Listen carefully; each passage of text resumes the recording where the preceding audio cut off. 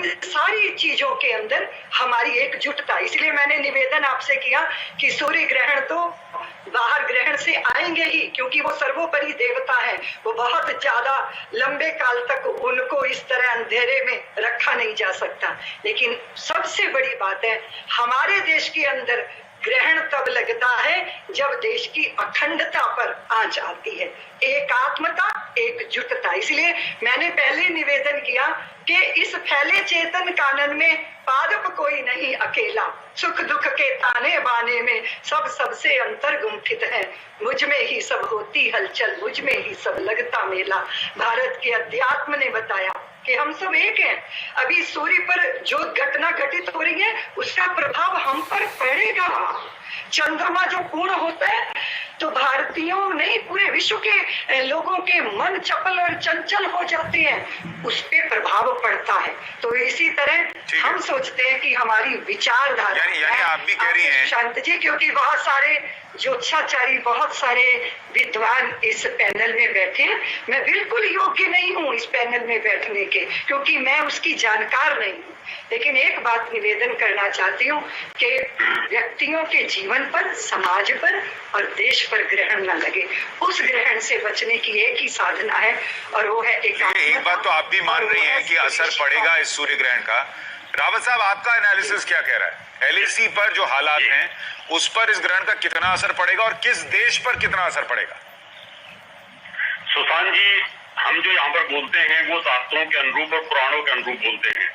सूर्य सिद्धांत ये कहता है, जब भी सबसे ज्यादा सूर्य ग्रहण की जो परसेंटेज जिस रात के ऊपर से गुजरती है, वो रात कहीं न कहीं नुकसान में और तबाही में आता है। पिछली बार जब इंडिया टीवी पर हम इंदु प्रकाश जी, आचार्य जी, जब यहाँ 26 दिसंबर को ग्रहण के ऊपर यहाँ डिस्कस कर रहे थे वैज्ञानिकों के साथ, तब हमने और इंदु प्रकाश जी ने ये कहा था कि महामारी आएगी, बहुत बुरी तरीके से बीमारी आएगी। हमने बीमारी की प्रेडिक्शन की थी, वो वीडियो आपके पास होंगे। लेकिन इस बार हम युद्ध की भविष्यवाणी इसलिए कर रहे हैं कि महाभारत के काल में भीष्म पितामह जी के पास में जब वेद व्यास और विदुर गए तो उन्होंने कहा कि इस बार 2 तिथियों के ऊपर और 2 नक्षत्रों पर ग्रहण आ रहा है।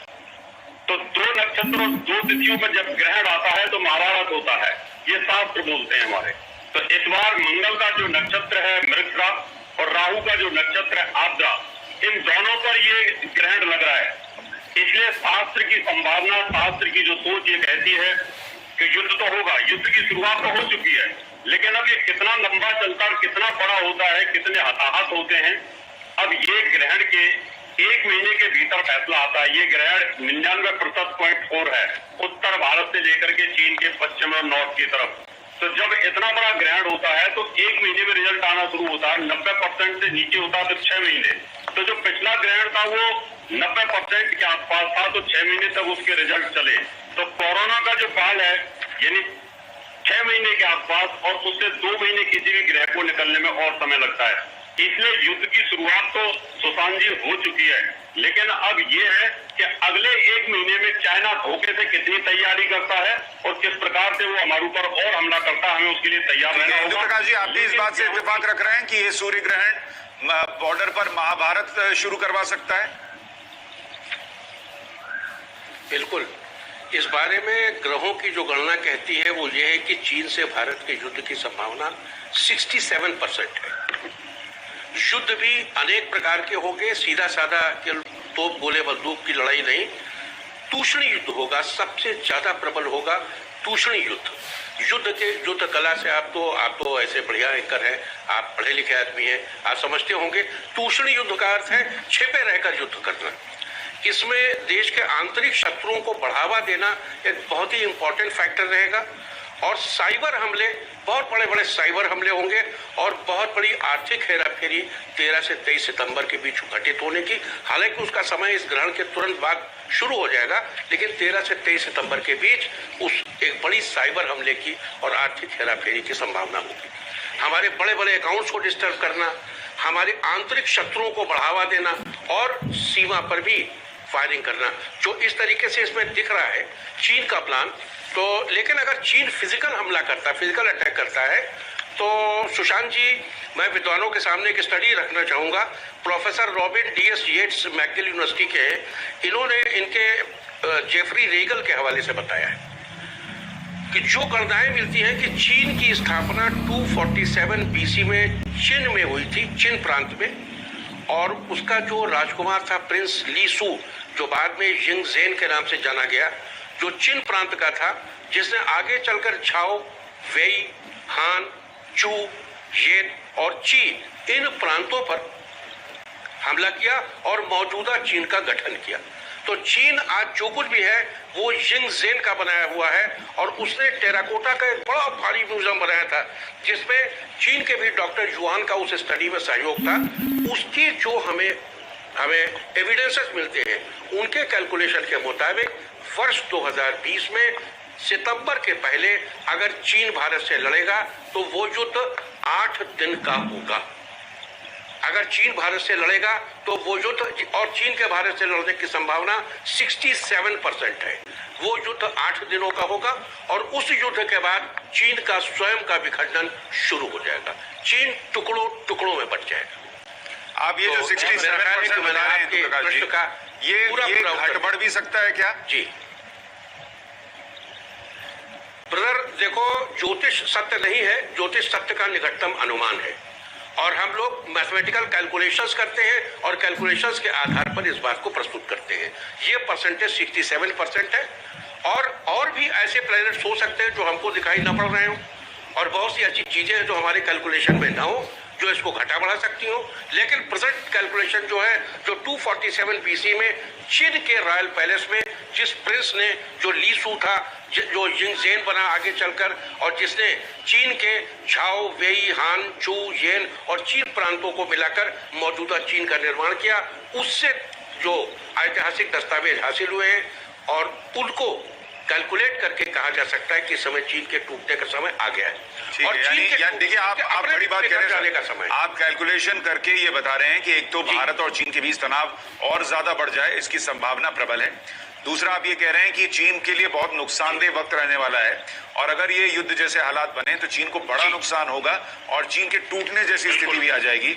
ये भी आप बड़ी बात बता रहे हैं, इस पर थोड़ी और चर्चा करना जाएगी। 100%। और सर, आ रहा हूं, एक छोटा सा ब्रेक लेना है। आप 67% की बात कर रहे थे, उधर अबू धाबी में सूरज जो है वो 80% गायब हो गया है। उसकी तस्वीरें भी हम दर्शकों को दिखा रहे हैं कि कैसे अबू धाबी में सूर्य ग्रहण जो है वो बिल्कुल खत्म, अपना पूरा प्रभाव जो है वो छोड़ रहा है और सूरज खत्म हो रहा है, ऐसा लग रहा है। ये देखिए, ये सूरज कम और चांद ज्यादा लग रहा है। ये तस्वीर अबू धाबी की बहुत खूबसूरत तस्वीर है। इन्हीं तस्वीरों और कुछ और सवालों के साथ लौट रहा हूं इस छोटे से ब्रेक पर।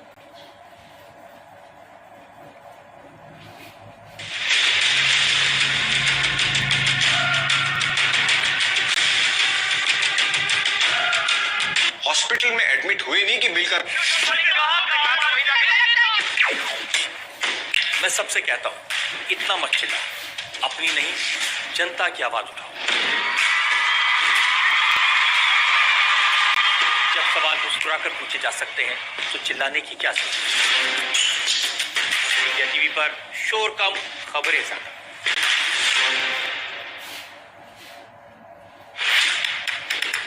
मैं सबसे कहता हूं, शोर मत मचाओ, खबरें दिखाओ। नमस्कार, आज की बात में आपका स्वागत है। इंडिया टीवी पर शोर कम, खबरें ज्यादा। 27 साल आपकी अदालत में आपका साथ दिया। जब सवाल मुस्कुराकर पूछे जा सकते हैं, चिल्लाने की क्या जरूरत? जब इरादा सीधे सीधे खबरें दिखाने का हो तो लोगों को लड़वाने की क्या जरूरत?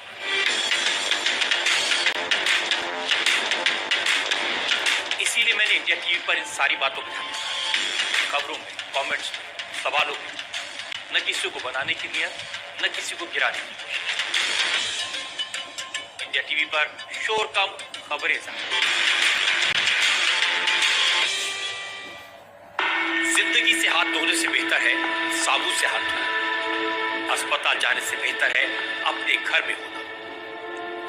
दुनिया से हमेशा के लिए दूर हो जाने से बेहतर है थोड़े दिन लोगों से दूर रहना। जिंदगी नहीं मिलेगी दोबारा, बस यही है कहना हमारा।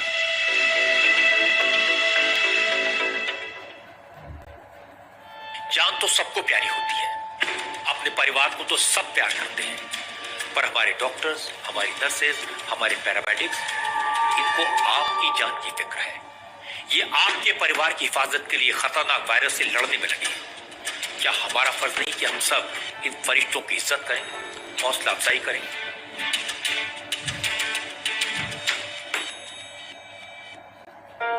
कोरोना के आगे बड़े बड़े मुल्क बेबस हैं, लाशों के ढेर हैं। अब भी न समझे तो तबाही के अलावा कुछ नहीं मिलेगा। इंडिया टीवी की पुकार, घर पे रहो इस बार। आखिर क्या है वो फीचर देश और दुनिया में दिखना शुरू हो गया है। ज्योतिषाचार्यों के मुताबिक सूर्य ग्रहण का ताल्लुक महामारी से भी है, जिसकी भविष्यवाणी पिछले साल 26 दिसंबर को की गई थी। ऐसे में अब क्या आज के ग्रहण के बाद दुनिया भर में फैल चुकी कोरोना महामारी खत्म हो जाएगी? क्या 6 ग्रहों की उल्टी चाल से कोरोना काल खत्म हो जाएगा? क्या सूर्य ग्रहण रोक देगा कोरोना का संक्रमण? ऐसे तमाम सवालों के जवाब हम अपने ज्योतिषाचार्यों के पैनल से जानेंगे, लेकिन उससे पहले आपको देश भर में सूर्य ग्रहण की 3 तस्वीरें दिखाता हूं। ये तस्वीर आप देख रहे हैं दुबई की। सूरज लगभग गायब हो चुका है यहां पर। ये दुबई की तस्वीर आप देख रहे हैं। और कितनी कमाल की बात है कि दुनिया भर में ये सूर्य ग्रहण आप दुनिया के किस हिस्से में है, इस पर निर्भर करता है कि आप इसे कैसा देख पाएंगे, कितना देख पाएंगे और किस तरह से देख पाएंगे। तो ये दुबई की तस्वीरें आप देख रहे थे जहां सूरज गायब हो गया, लेकिन यही आप भारत के कुरुक्षेत्र में देखिए, अभी सूरज पर उतना असर नहीं पड़ा। दिल्ली में थोड़ा सा ऐसा लगता है जैसे किसी ने रुई के फाहे के बीच एक छोटा सा टुकड़ा कोई रख दिया है जिसको ऊपर से काट दिया गया है। ये रुई का फाहा जो है वो दरअसल दिल्ली के आसमान में बहुत सारे बादल छाए हुए हैं, वो हैं और उनके पीछे सूरज छुपा हुआ है, माफ कीजिएगा, जो चांद जैसा लगने लगा है धीरे धीरे।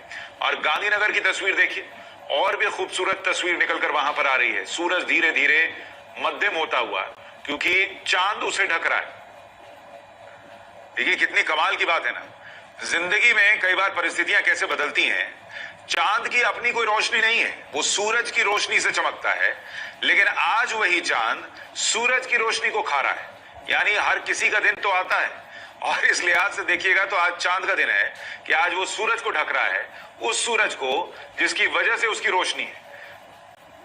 तो ऐसे में इस सूर्य ग्रहण का क्या असर पड़ने जा रहा है आपके जीवन पर, देश के हालात पर, कोरोना के संकट पर, इस पर भी हम थोड़ी बहुत चर्चा कर रहे हैं। हमारे साथ तमाम ज्योतिषाचार्यों का पैनल लगातार बना हुआ है। डॉक्टर रावत, आपके हिसाब से आप लोगों ने भविष्यवाणी की थी, आपने और इंदु प्रकाश जी ने, कोरोना को लेकर और उस महामारी को लेकर। हम जब ये कहते हैं कि 6 ग्रह जो हैं उनकी उल्टी चाल शुरू हो गई है, कोरोना के भी उल्टे पांव जाने का वक्त शुरू हो गया है क्या? देखिए, मैं सुशांत जी बताना चाहता हूं कि बहुत सारे सोशल मीडिया के ऊपर एक ये भेड़ चाल चली हुई है कि 6 ग्रह बकरी हैं। राहु केतु हमेशा बकरी ही होते हैं और सूर्य चंद्रमा हमेशा मार्गी ही रहते हैं, इसलिए राहु केतु को बकरी में गिनना मुझे लगता है उचित नहीं है। 4 ग्रह बकरी अवश्य है, और शास्त्र और सूर्य सिद्धांत ये कहता है कि जब ग्रह बकरी होता है तो उसके जो स्पीड होती है वो स्लो हो जाती है। अब वो बुरी स्थिति में है तो वो बुरा बल ज्यादा करेगा, और अगर वो अच्छी स्थिति में है तो अच्छा बल करेगा। लेकिन आज की डेट में जो सूर्य है वो कालसर्प योग के अंदर है, जो फलित ज्योतिष में पृथ्वी को माना गया है। इसलिए अभी ये 3 अगस्त तक, 2 से 3 अगस्त तक कालसर्प योग में पूरा प्रभाव रहेगा। जब तक कोरोना का काल रहेगा, उसके बाद कोरोना खत्म होना शुरू हो जाएगा और फिर पृथ्वी के अंदर पावर आ जाएगी, सूर्य के अंदर पावर आ जाएगी, और फिर ग्रह मजबूत स्थिति में स्वराशि में आ जाएंगे।